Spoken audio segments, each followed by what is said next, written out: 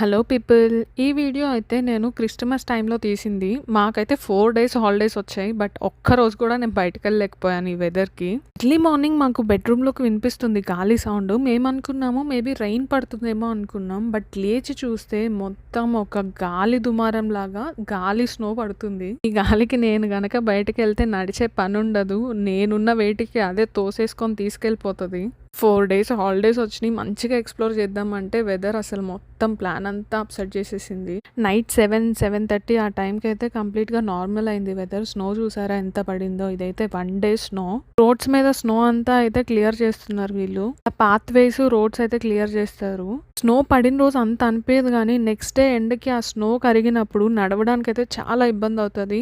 Slip అవుతూ ఉంటది. ఆ వాటర్‌గా ఉంటది. నాకైతే చిరాకొస్తదండి నెక్స్ట్ డే ఆఫీస్‌కెళ్ళాలంటే. కారైతే ఇరుక్కుపోయింది పాపం ఆ స్నో లెవెల్‌కి. ఆ కారెళ్తే ఈ ఎనకాయన ఎళ్దామని వెయిట్ చేస్తున్నాడు.